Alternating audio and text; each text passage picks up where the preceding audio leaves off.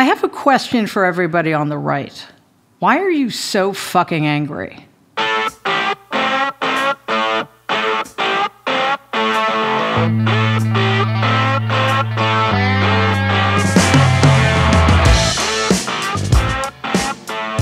Hi, everybody.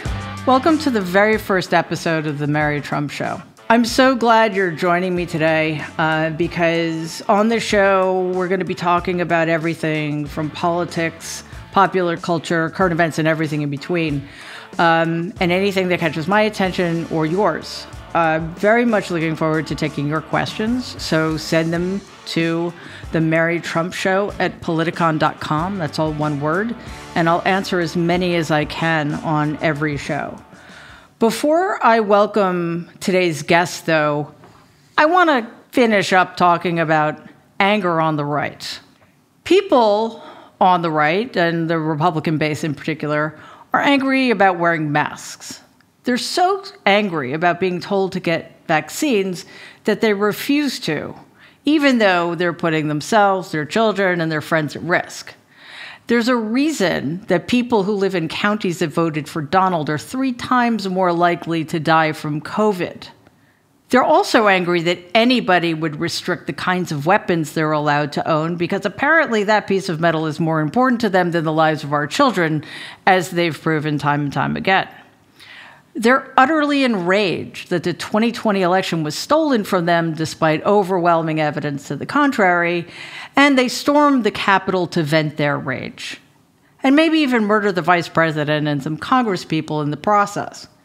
But the Republican base doesn't need evidence when lies will do. So where is all of this anger coming from? Honestly, I think it's mostly fear. It's fear that's stoked by cynical political leaders that keep the base unsettled and insecure about what they believe is their rightful place at the top of the hierarchy. In America, we've so thoroughly equated good and privilege and power with whiteness that some people would rather identify with slavers than risk giving up privilege they believe is rightfully theirs. That's the fear underlying the big lie that Donald tapped into.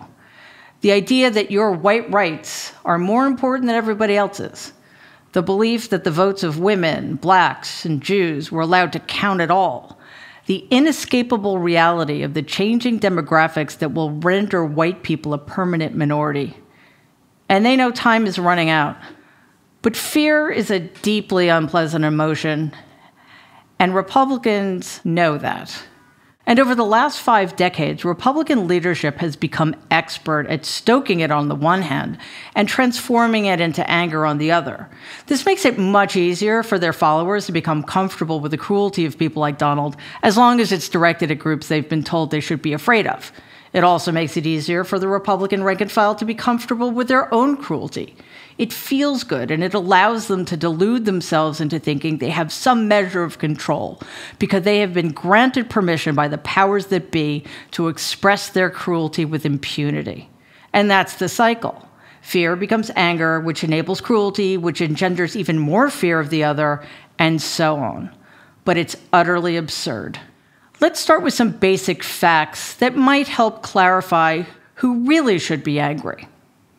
In 2016, Hillary Clinton won by 3 million votes. Because the inherently racist Electoral College still exists, however, her opponent got 77,000 more votes in swing states, so she ended up being denied the presidency.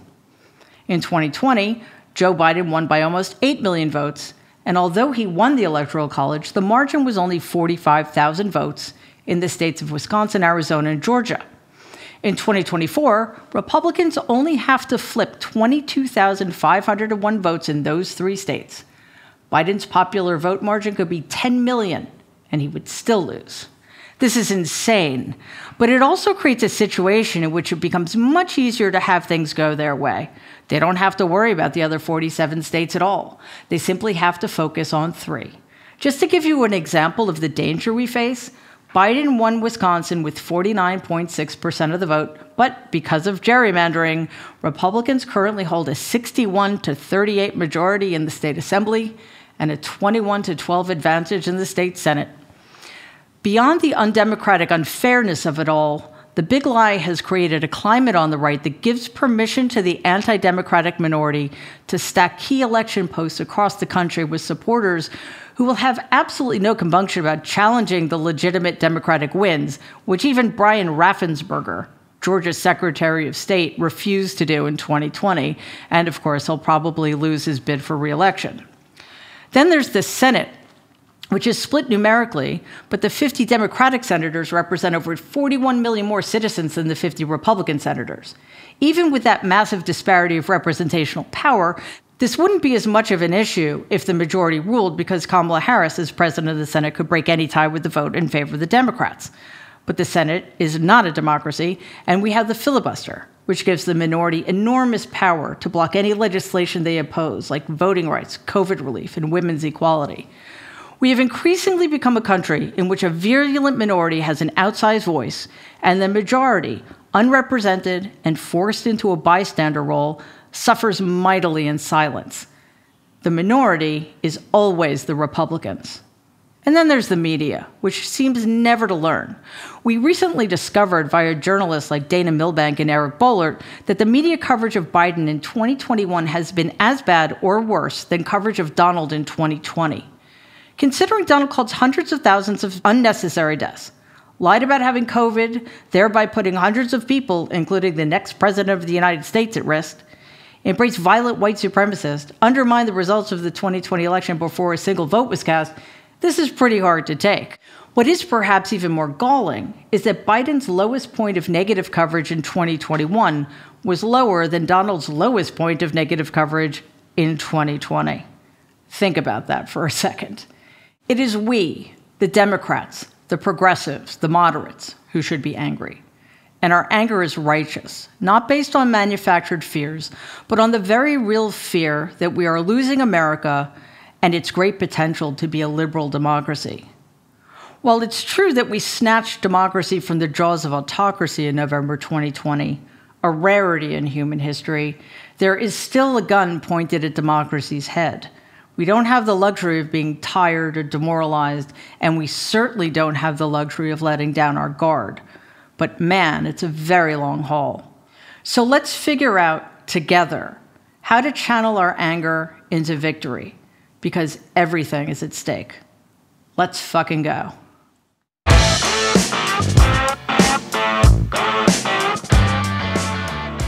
I am incredibly excited, honored, humbled to welcome my very first guest, the host of the New Abnormal podcast, a writer for The Atlantic who just started the absolutely brilliant newsletter, Wait, What?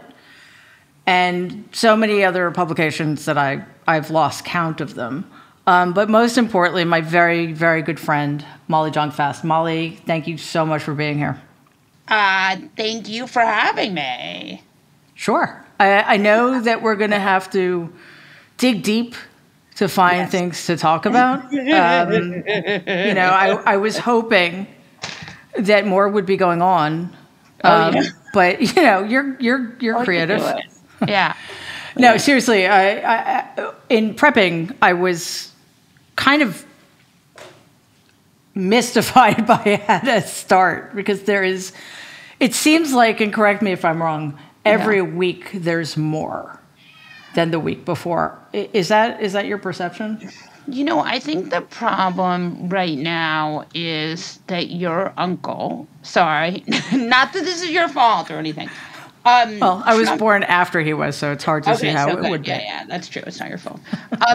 But it sped up the news. Trump sped up the news cycle a lot. And so we had these crazy news cycles where you'd have a day where he'd tweet something crazy and then 5 other insane things would happen. And you'd be like, you'd have like a thimble and you're trying to catch a monsoon.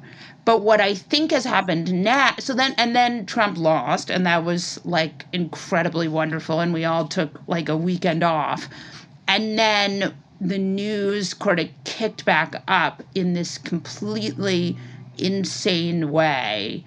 And I think some of it was Republicans like Mitch McConnell and Kevin McCarthy started kind of seeing that there was a opening for malfeasance and got going with it, and Republicans have since then been pretty committed to consolidating power. Yeah, and that's actually not new, though. Right. I mean, there are a lot of unique propositions we're dealing with right now, but it is true that while we in the left seem to take things for granted, like, I don't know, the Supreme Court and democracy, for decades now, the right has been out there focusing on local elections, which over time give them power, give them majorities in state legislatures. They've been expert at making their base care about the composition of the Supreme Court. Right. And it seems like they've trained them to accept the kind of pushing of the envelope that we've seen, certainly with Donald, but plenty of people have been willing to take the baton and run with it. So what do we... Go ahead. I would say it's worked for them. Like, it's really worked, right? Like, they have done crazy stuff. It's worked really well. They have been able to kind of get what they wanted. And so now we have this problem, which is we have a Supreme Court that is very conservative, and Trump has, I mean, the thing that's amazing is, like, Trump, and you and I both know this, Donald Trump is a big liar. So when he said he was the most pro-life person ever, like, there was a 50% chance that he was just lying. But it turns out that on this one thing, he actually was going to install these quote-unquote life justices, and he did it, and now we're going to lose Roe. Right. Well, he was going to do anything the Republicans required of him to stay in power, to keep the quote-unquote love of his base. Right. What I continue to find mystifying is the fact, though, that we haven't seemed to figure out how to counter any of this. I mean, we forget, a lot of us, that the Republicans already have built-in institutional advantages, right? They have the Electoral College. They're able to get away with all sorts of gerrymandering and voter suppression. They have the filibuster, even though the Democrats represent over 40 million more Americans than the Republicans do. And yet, Democrats seem not to understand yet. So on the one hand, we had 60% of Republicans believing the big lie. And something like, I don't know precisely, but somewhere in the 20s, some 20-something percent of Democrats believe democracy is in danger. What is that a function of, that unwillingness to concede reality? So what I think has happened, which is pretty unbelievable, is that Republicans have kind of caught the narrative, and they've figured out how to galvanize their base. And even if they don't talk to everyone, they talk to enough people so that they can win. And what you saw, I mean, a good example about this is like Afghanistan, okay? So the withdrawal from Afghanistan, both Democrats and Republicans wanted it, right? Pretty much, I mean, this is the one good thing that's happened in the last 20 years, is that Americans have become very anti-war. But Republicans immediately got on it and were like, we didn't want it that way. If Trump had been doing it, it would have been much better. Now, you and I both know it would have also been a complete disaster. I mean, look, no one is saying that the withdrawal from Afghanistan went great, because it didn't. But certainly, it's hard to see how a Donald Trump presidency would have pushed that along to be, better organized. But what I think is important about it is that the right-wing media really ran with that. So a good example is the story of the helicopter so there was a story that came out about a helicopter hanging a Taliban prisoner. It was early in the sort of Afghanistan withdrawal. It came out, and people were horrified with it on the right, and they just talked about it nonstop. It was in Breitbart. It was in all the different right-wing media organizations. Don Jr. made it the banner on his Twitter account. Right, was somebody hanging from a helicopter, a Taliban violently hanging someone from a helicopter. Right-wing media went crazy for it. Of course, it wasn't true, right? It wasn't the Taliban hanging someone. It was actually somebody fixing a sign, right? It wasn't a hanging. They don't hang people out of helicopters.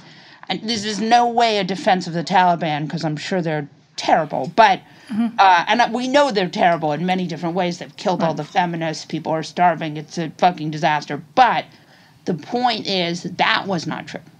But it doesn't matter, because they never, we on the left wing media, or I don't even want to say left wing media, because it really isn't the kind of left wing media there is on the right. But in the mainstream media said this isn't true, and there was a whole sort of.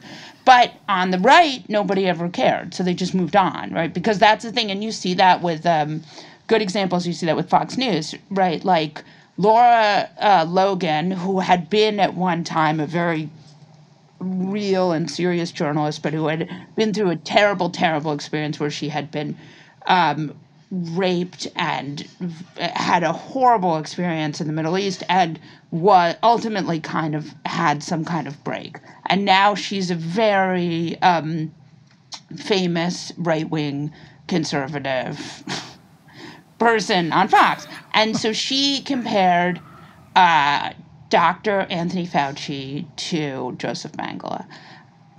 Obviously, Dr. Anthony Fauci is not a Nazi doctor, and there's zero place in which this is appropriate or makes even any sense, let alone its disgustingness.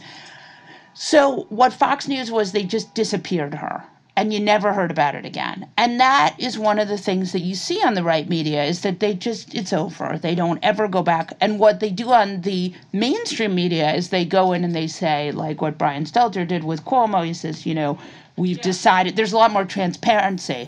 And so that transparency is then used by right-wing media to say, see, mainstream media lies to you all the time. See, they said one thing and now they're saying another thing. Instead of saying, like, this is media accountability, this is what you have to do. And so what happens is right-wing media makes mistakes the same as malfeasance.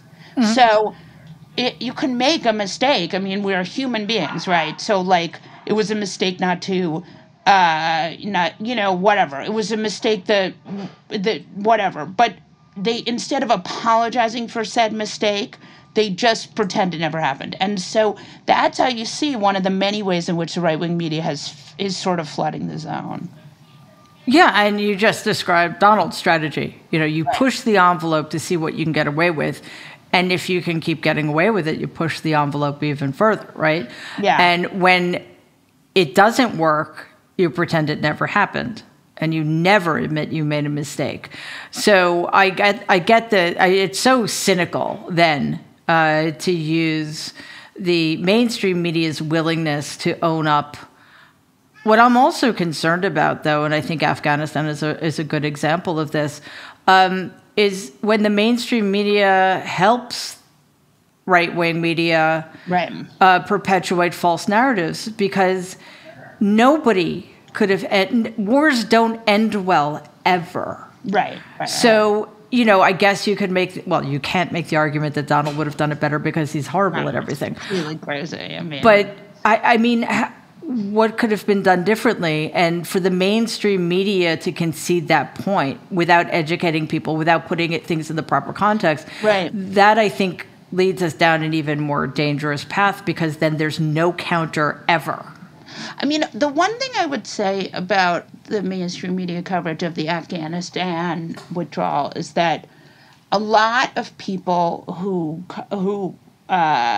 cover Afghanistan and cover foreign wars became close to the translators, became close to the people in Afghanistan. So there was an emotional component that I think a lot of people didn't sort of qualify. And I can understand, certainly with some of these war correspondents, I mean, there were people who had lived in Afghanistan or who had lived in Doha and had spent a lot of time there. So I do think that there's an emotional component to journalism that we don't spend enough time thinking about. Yeah, and that's obviously operative in COVID coverage as well. Yeah. Because we're all living through it. You know, I have friends who used to be colleagues who are currently practicing therapists. Yeah. And everybody they were treating for exactly the same thing they were suffering from, which is a level of complexity that just adds to the problem, right? And journalists, same thing. They're covering this thing that affects them as much as it's affecting everybody else. And you and I talked a lot about this over the last year and a half, but I think we started talking about it in September 2020. You know, when we were looking at what faces us as we were heading into the second wave of COVID, and now it looks like we're heading into the fourth wave of COVID. And it feels like a lot of this has to do with the fact that we're never prepared. Whether it's we're not prepared to take care of the emotional and psychological damage that's inflicted on people by a global pandemic, or we don't help people prepare for the fact. Well, let me stop for a second and ask this in the form of a question. Yeah. Did you think that things would get worse after the results of the 2020 election were called in Biden's favor? No. I mean, no, I don't think anyone could have seen what would happen. I think that I thought that before January 6th we were leading to something bad because we're all on social media. We had seen and we knew those sort of bad actors that a lot of people who just aren't on social media but read sort of mainstream media didn't know about, people like Ali Alexander and Paul Gosar. And so I sort of thought these people are not taking no for an answer and that this could get ugly. But I don't think I thought that it would get as ugly as it did, if that makes any sense. Mm-hmm. No, I didn't think that they would go all in on the big lie, though. Looking back on it now is the only thing that makes sense, right? Like, I think that we were all a little bit too optimistic. Too optimistic, and I would argue beaten down, Yeah. I think we thought it'll be over and then we'll move on, which was not what happened at all. But now we find ourselves in this extraordinary situation where people, especially right-wing media, are using data like more people died from COVID in 2021 than did in 2020. Right. Well, that's because over 3,000 people died a day in January. But, using that as a cudgel against Biden. And I don't know if you've seen the recent reporting by people like Dana Milbank and Eric Boehlert about the fact that there's at least as much, if not more, negative coverage of Biden in 2021 than there was of Donald in 2020. What do you make of that? It feels to me that it's not just maddening, but it's dangerous. Well, so I interviewed Dana for my podcast yesterday. I love Dana. I think he's a very good writer and has been doing this for a long, long time.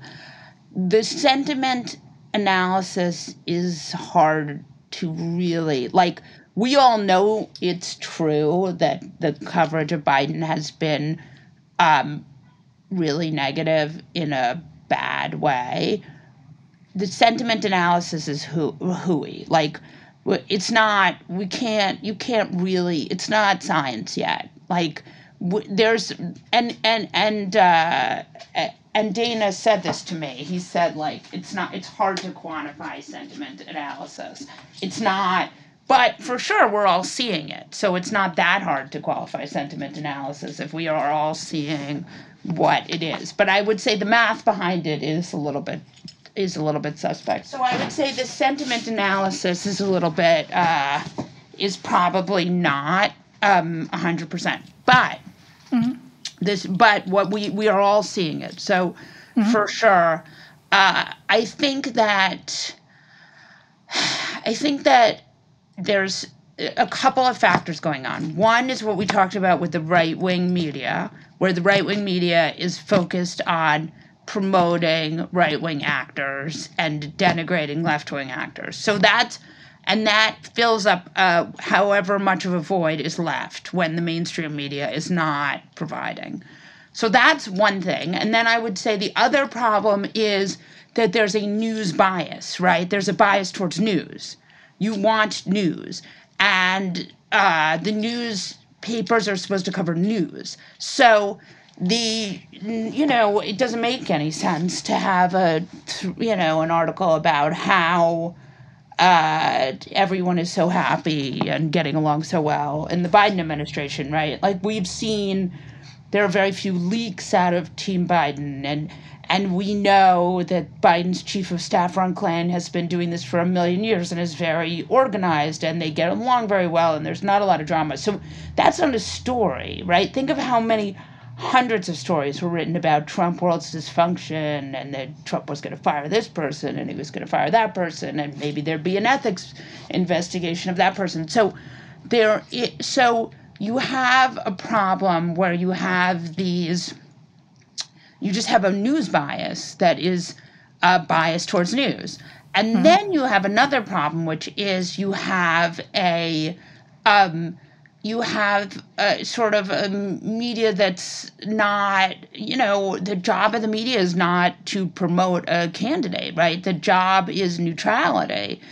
And remember, you've never had a free media in an autocracy. So you have media trying to cover something it's never covered before.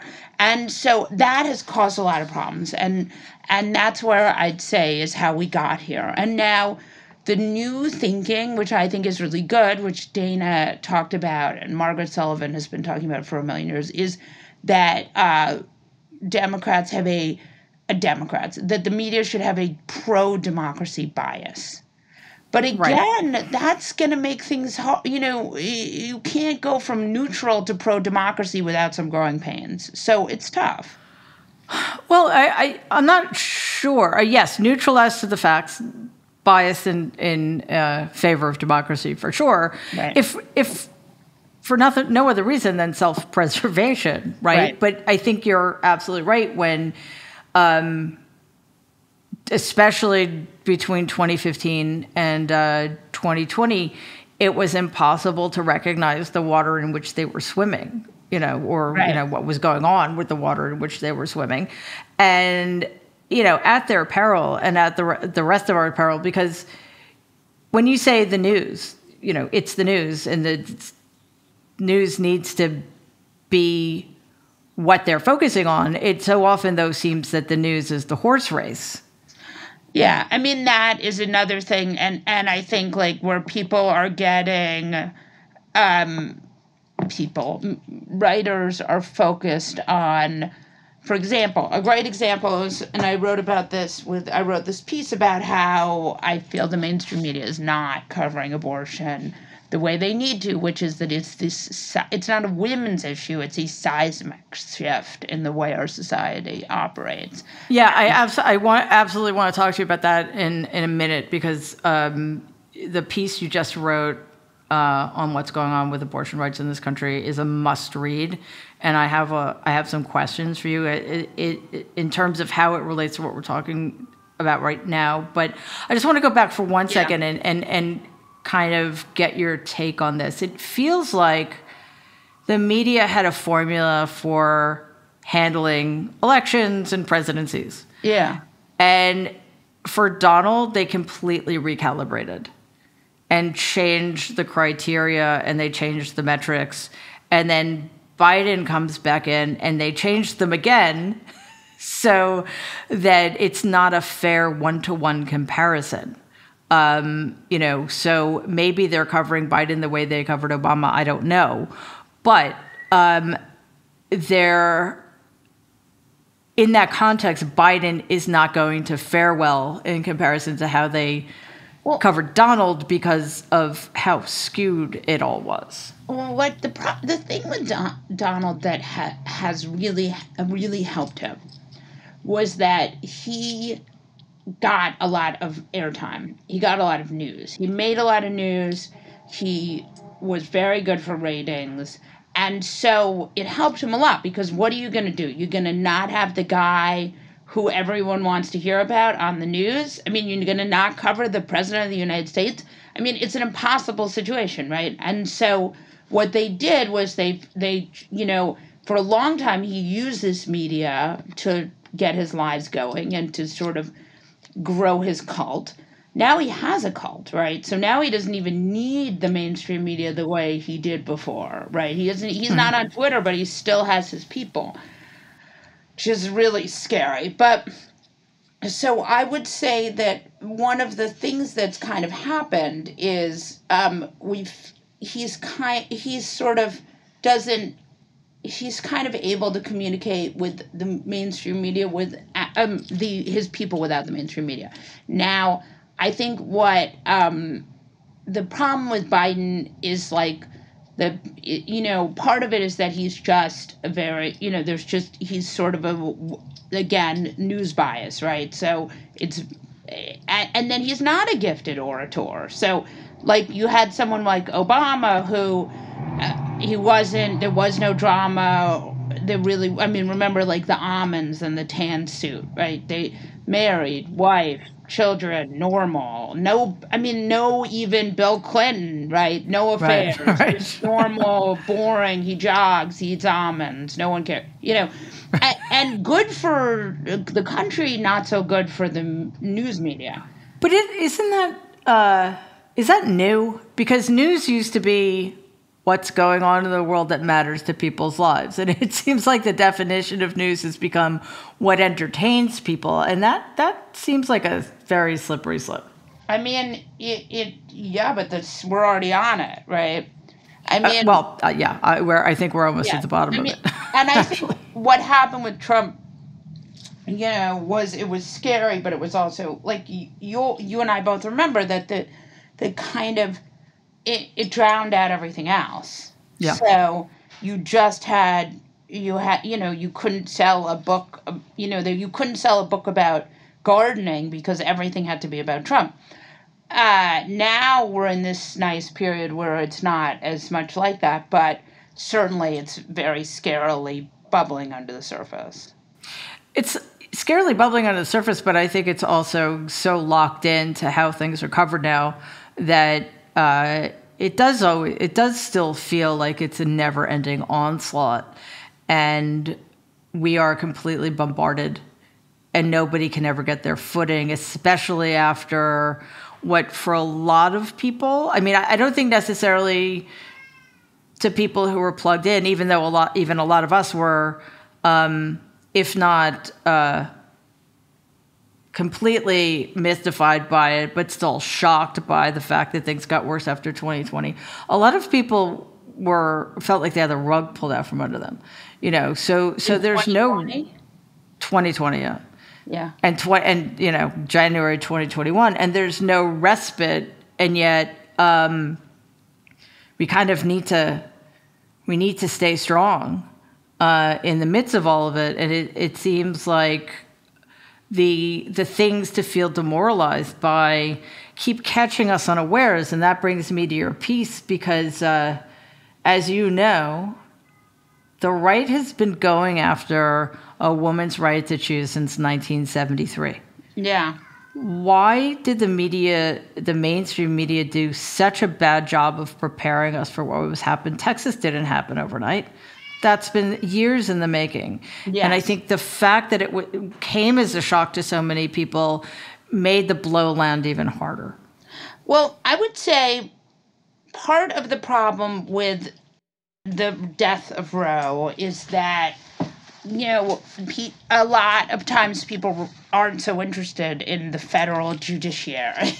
It's hard to get people excited about that. So you had on the left and the right. So you had a group like the Federalist Society, and again, it's more complicated than just the Federalist Society.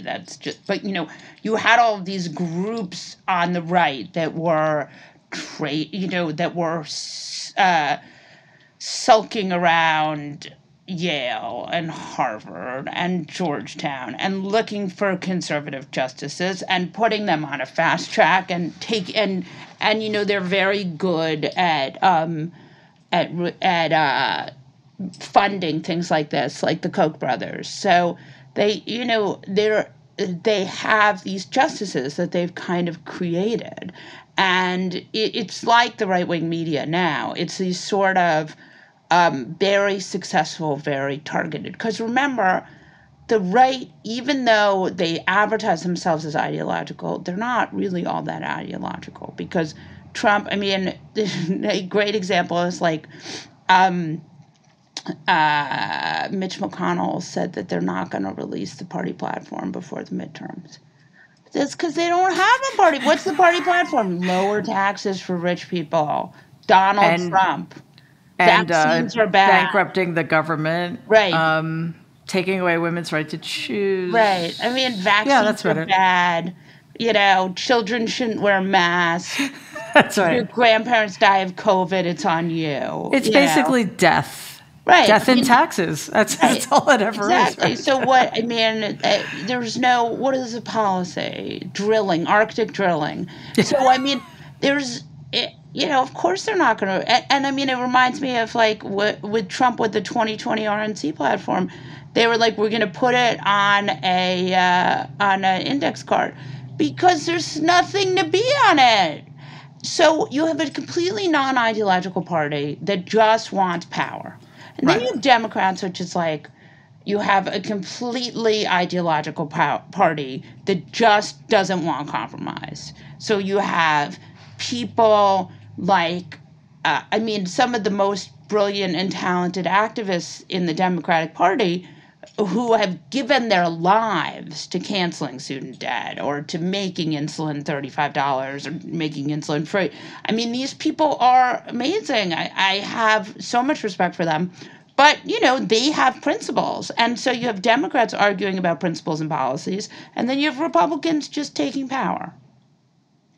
I want to ask you about that, though. What good does it do to have principles that the other side neither recognizes or gives a shit about, and to sacrifice democracy for,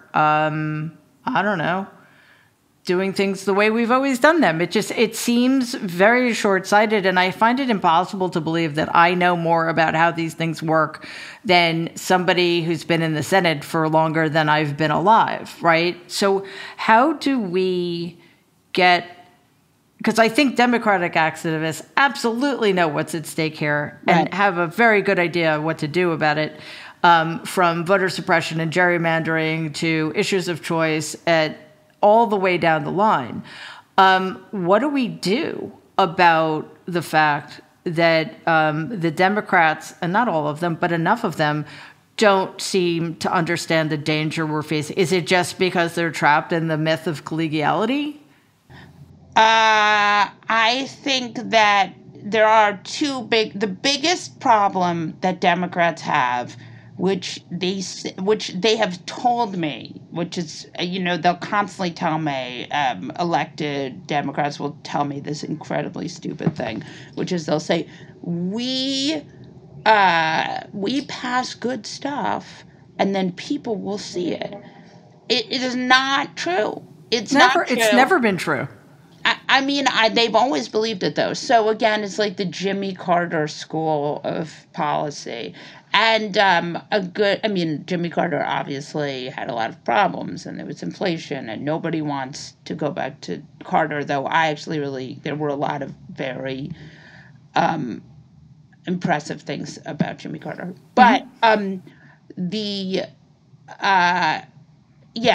what happens is we saw this with some of the stimulus checks, right? We had Democrats pass stimulus checks, Republicans took credit for it. Yep. So Democrats, if they don't get their shit together, but they have a real messaging problem. And again, they may be, we'd like Democrats to cancel student debt. We'd like them to do a bunch of stuff, but they've already done a lot of stuff. They passed 3 major billion-dollar legislations, and people aren't hearing that. Right. And I think that what Democrats greatly don't understand is that the news is very siloed. There's a big percentage in the American population that gets all its news from Facebook, from sites like MAGA123, or sites that put their news on Facebook.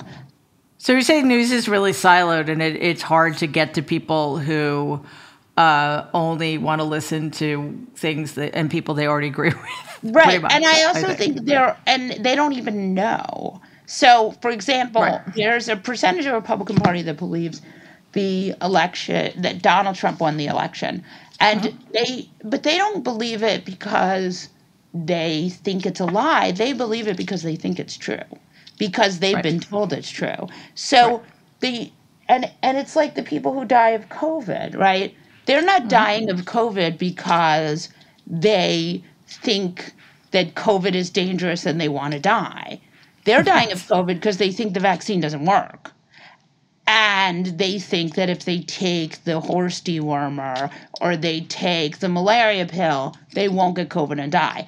And I think that that's an important differentiation. It's subtle but important, is that these people are not necessarily bad or even anti-democratic. Really, they just are so misinformed that they live in another universe. And it's funny because the new thing that I've seen on the right that they do now is they say Democrats are living, people who listen to CNN are living in a completely different world, right? Because they know that is the ultimate kind of way of sort of debunking this conservative news.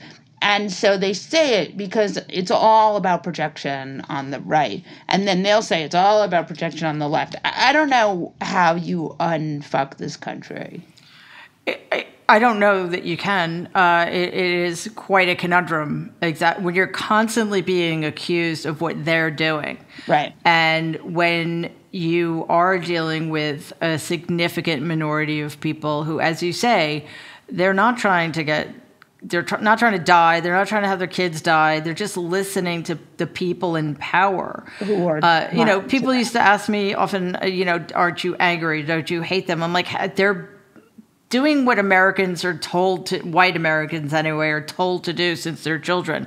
You put your trust in the people you vote for, and you listen to your elected officials, whether it's your school board or your governor or the person in the Oval Office, right? So you can't really fault them, especially given how siloed the news is and how not just unwilling people are, but and sometimes how impossible it is for them to gain access to other voices, right? And it comes down to exactly what you're saying. They're not anti-democratic. They've been told that we are. So aren't you going to do everything in your power to fight for your country? Yeah.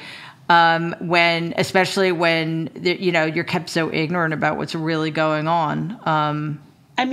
Yeah. The other thing I would say is I think there is a fundamental issue, which I don't know that there's an answer to, which is that America is too big to govern at this point. And that probably America should be 5 countries. I know we don't like to talk about this because it's scary, and also because it's like crazy stuff that we don't talk about because it could be nobody wants a civil divorce or anything like that. But you do see there's a fundamental, and by the way, you couldn't do it because the way America is, it's blue cities surrounded by red land. So you couldn't, Right. you separate New York from Vermont, right? There's no, there's no world in which that makes any sense. And a lot of people will be punished by doing that. But you do have all these problems of scale, right? You have a state like California that's the fifth largest economy, and it's in the country. So In the world. right, you do have a lot of scale issues. Yeah, and there's always the issue of there are blue people in deeply red places and vice versa, and what happens to them. No, there's no solving for it. I mean, but it's a problem that should not have been allowed to happen, right? Because of the inequities in, again, the Electoral College and the filibuster and the Senate, the fact that a senator who represents like 0.1% of the American population has as much power as a senator from California who represents, almost 40 million people.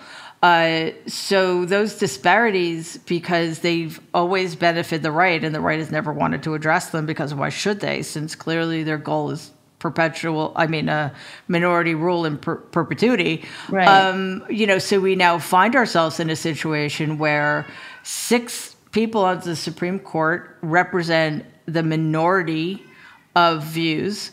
I don't know exactly what the stats are, but something like 60 to 70% of the American people do not want Roe overturned. Mm-hmm. And, this has happened because, again, the way we put people in the Supreme Court, the way we allowed people to stay in the Supreme Court forever, those all redound to making us less and less equal, which gets us to your latest article.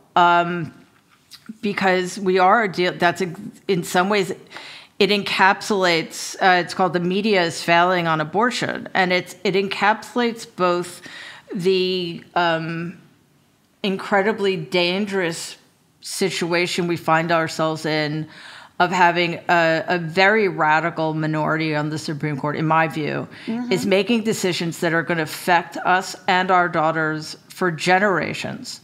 Our granddaughters possibly too, unless we do something about it. And the Democrats seem not to have an appetite to do what needs to be done, even if it's unpopular. We're also dealing with questions of legitimacy.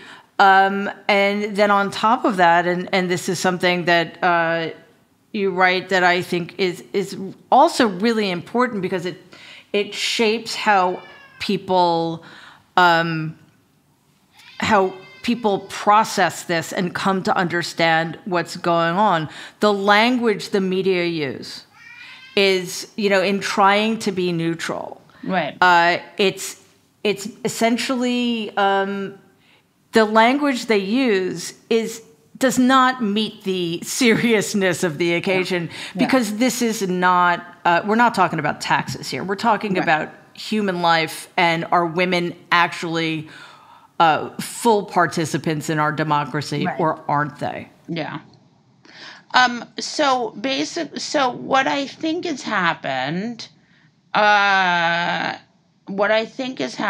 is that we have. Part of it is that we just don't. We have had Roe for 50 years. So none of us have lived in an America where women die of illegal abortions. So we don't know what that looks like at all, right? Texas on September 1st overturned Roe, and they said they didn't, but obviously they did. And you can't now in the state of Texas, you can't get an abortion if you are after 6 weeks. So that's 2 weeks after a missed period. So that means 50. I mean, what I've read is that the first month that abortions went down 50% in the state of Texas. I would guess that they're down more now. Yep. You have these women going to Oklahoma and New Mexico and Louisiana. Now, what's going to happen when in June, when the Supreme Court puts down this decision where they kick it back to the states, and you've heard Justice Kavanaugh talk about it in the oral arguments where he said we could just go back to the states completely. That is, of course, the absolute thing that Roe was created to prevent. I mean, the thing that's sort of interesting about all of this is that Texas law is a crazy, crazy law, and it involves bounties and involves deputizing American citizens to sue women who get abortions. Well, and also criminalizing every aspect, from the driver to the person doctor, who knew about, the friend who knew. Yeah. Right, to the girl who gives you Tylenol. So the idea here is that they are creating new laws, right? Texas is now doing its own thing when it comes to the Constitution. And this Supreme Court can't possibly want that, because it ultimately, if Texas can make its own laws, California can make its own laws. And everyone can make their own laws. And why even have a Supreme Court if everyone can make their own laws? So the minute that this Supreme Court refused to intervene in the Texas law, they said, if you make laws we like, we won't give you a hard time about it. This is a very slippery slope. And maybe they only do this for abortion, in which case they're humongous hypocrites and misogynists, or maybe they go and let states do whatever they want. But the precedent there is completely insane. What I think, and I think legal scholars, lawyers, journalists were all pretty shocked when that happened, because news has a bias towards it has a bias towards wanting news, the activities, but it also has a bias towards a belief that people will ultimately do what is expected. And that's not what happened here. Now you have, so what will happen is you'll have these states that have these trigger laws. I think it's 12 states have trigger laws. And there are a lot of them are states around Texas. And then there are I wrote about this map that the New York Times had that said decrease in legal abortions, which again, this map serves no one. Decrease in legal abortions, what the fuck does that even mean, right? Right. It means places where you're not going to be able to get an abortion. And that's what it means. So that will be deserts, right? It'll be Texas. It'll be Mississippi, Oklahoma, Alabama, Louisiana, South Carolina, North Carolina. I mean, this map had Florida as a place you'd get abortions. I can't imagine a world where Ron DeSantis is like, yeah, we're going to let people come and get abortions. I can't either. Yeah. And that is a fundamental, besides the horror of it and the insanity of it and the cruelty and the misogyny and the fact that we keep having to fight this fight, which is, I don't know, demoralizing isn't strong enough a word, is the fact that journalistic neutrality, by definition, doesn't allow for appropriate coverage. You talk about the antiseptic language of saying predicted decline in legal abortions. No, it's not what's going on, because we're not talking about the inability to get a medical procedure. We're talking about being forced into a life you don't want, can't afford, or physically or psychologically incapable of choosing for yourself. Yeah, and I also think even more than that, it's a question of we are in a country,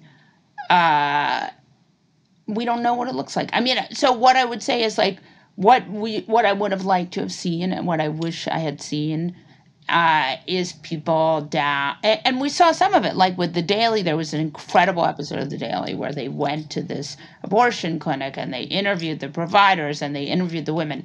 With abortion, there's the issue of privacy, right? And there are a lot of people who get abortions. I mean, the thing that a lot of abortion activists don't, so one of the things that I think Bill Clinton, this is just my opinion, and it is solely my opinion, and it runs contrary to what a lot of abortion activists feel. But I think that one of the things that a lot of people were able to get on board with was Bill Clinton's safe, legal, and rare, right? The idea was because and I talk about this in the piece, if you can get birth, Colorado was able to really cut down on their abortions by doing free IUDs to women who are from lower income areas, and then birth control pills that can be prescribed by pharmacies, and more sex ed. These are the ways to cut down on abortion. It's not this, again, none of this is about cutting down on abortion. It's about taking away choices from women. Exactly, because as you and other people point out, there's no such thing as getting rid of abortion. You just get rid of abortion for poor women. And it's also like there are ways in which you can reduce abortion, and we know what they are, and it's easy and it's cheap, and that's not what this is about. This is about control and power and something that the right gets very excited about. So what I think it has happened is a lot of activists talk about you shouldn't stigmatize abortion, but most people get abortions because things are not going the way they want them to. Right? It's not something you do. I mean, maybe there's someone, but the right wants people to think that these people are using abortion as birth control. I'm here to tell you that is not what's happening. These people are doing it, and if you read the statistics, 1 in 4 American women have had an abortion. That's 25%. Now, these women are not. Most of these women are already mothers, right? Not all of them, and there certainly are children who have been sexually assaulted or raped, children who have been raped, or have had are pregnant by incest. I mean, there are a lot of really these are not happy stories. People don't go to get abortions because things are going well, and I think ultimately there's not enough focus on that. We need to make this available for women. Not because the mood strikes them, but because this is, emergency needed healthcare. I absolutely agree with you, and I don't have a problem with safe, legal, and rare because I guess it gets misinterpreted as it's a bad thing. But no, like why? I mean, what we should be doing is making birth control available so people don't have, because abortion's a medical procedure too. So why not avoid that as well? Yeah. What I find kind of stunning is that even if you believe that a lot of people get abortions in place of birth control, which, as you say, is absurd, although I'm sure it happens, but none of my fucking business. Fine, if that's what you need to do. But that's worse for some people than an actual medical doctor saying that if a 9-year-old is mature enough to get pregnant, then that 9-year-old should carry that baby to term. That is, how is it that that's an okay argument, and that's more compelling for people than the opposite? I mean, that's where I kind of get hung up. What's interesting about that is that's a doctor for obstetrician for life for some crazy organization. I mean, that is a great example of how the right is very galvanized, right? They've got these doctors who are willing to defend anything. Now, you see on the left, if the left were like the right, the left would be you would see that clip 1 million times a day. You would see the clip of that doctor saying that if a 9-year-old can menstruate, she can carry her father's child. I mean, 1 million times a day, because it's so disturbing and because it's child abuse. 9-year-olds should not carry children just because you believe that a blastocyst is a human life. I mean, it's preposterous, and that's really where the left has failed. Yeah, it is. I think at this point it is probably the most troubling context in which Republicans have successfully co-opted language, and the left has failed miserably because, as Ellen Willis said, the central question in the abortion debate isn't whether a fetus is a person, but whether a woman is. Yeah. And by allowing the right, one, to label themselves pro-life, which is the most obscene thing we can imagine at this point, because they're clearly pro-death, except in the case of a blastocyst, and to refer to blastocysts as babies, unborn children, that makes it really hard to get back the real estate on the issue. Yeah, exactly.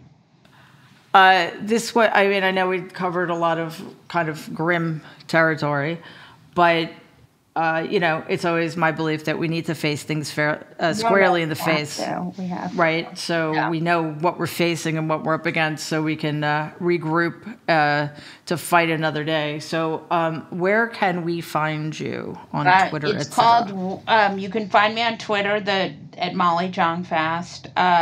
You can find my newsletter at The Atlantic, Wait What?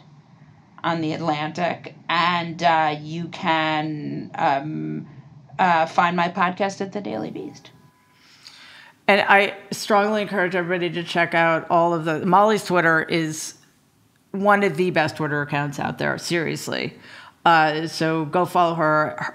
Her new newsletter is extraordinary. The Daily Beast, New Abnormal, is one of my favorite podcasts, and it has been since it came out. And you also still write for other publications too, so I highly recommend that anytime Molly comes out with something, no matter where it is, because she helps keep me sane thank you, and grounded. So again, I'm so grateful that you were here today. It's meant the world to me. Thank you for having me, and congratulations on your podcast. Thank you. All right, stay safe. Okay.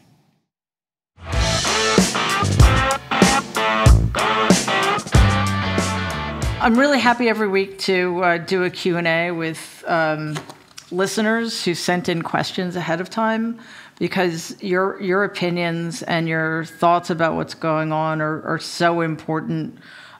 So again, if you do have any questions you want me to answer, send them to one word, themarytrumpshow@politicon.com. I'll get to as many as I can. Today, the first question is from Aisha in Brooklyn, New York City. And she writes, with the upcoming vote on Build Back Better agenda, should we be supporting it or pushing for more progress?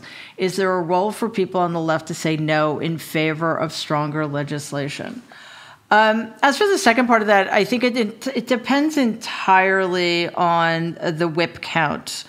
Nancy Pelosi is the best Speaker of the House in modern history, so I'm sure she has a very, very clear idea of what the vote is, and if there is room for the more progressive among us to vote against the bill, just to make a statement to their constituents and to stake out future territory, then I think that's completely in bounds. However, especially in the Senate, but even the House, the margins are so small.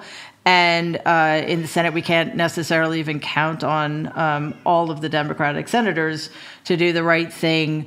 I think we need to vote on the best possible version of Build Back Better we can get, because even that, is disappointing as it might be for some of us who thought that it should be $10 trillion instead of 1.8 or whatever it's going to end up being. It's so much better than nothing. We just need to get it done. The American people are suffering. They need help. And the Democrats are the only party who want to help them. Okay, this question is from, sorry if I'm mispronouncing it, Niha in San Francisco, California, who asks, what is most effective in the current climate? Activism, journalism, or legislation? I think there's always a place for activism. As you may have heard during my conversation with Molly, I'm a little worried about the state of journalism, but there are incredible journalists out there. I think, though, we need legislation is the only thing that's going to get us out of the mess we're in. Activism is incredibly important, because we need to make sure that the Democrats stay in control of the House and the Senate.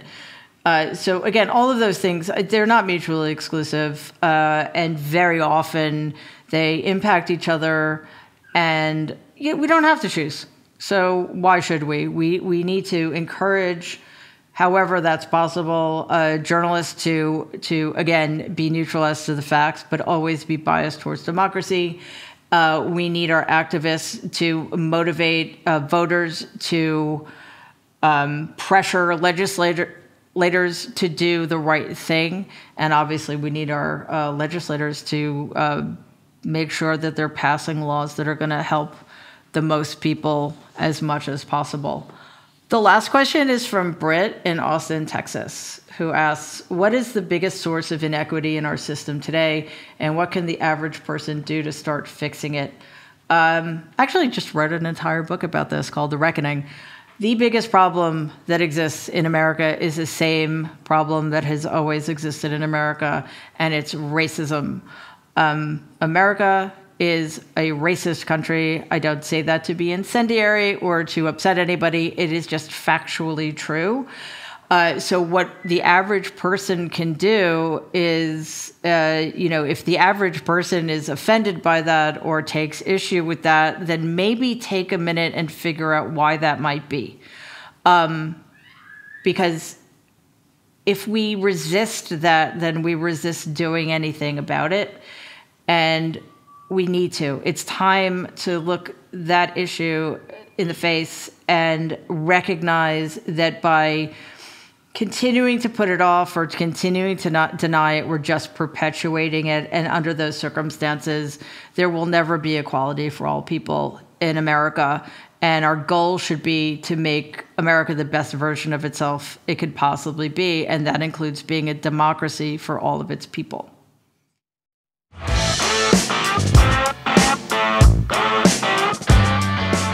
That's it for today. I had such an amazing time talking to Molly. I'm so grateful that you guys are here. Please send your questions to me for next week's show by email, all one word, themarytrumpshow@politicon.com. I really want to hear from you because your voices are what matters here. Follow The Mary Trump Show on Apple Podcasts or wherever you listen. And please give us a 5-star review because it really helps other people find the show. Wear your mask, get vaccinated, get your booster, get another booster when that becomes necessary. And I will see you all next week. Thank you.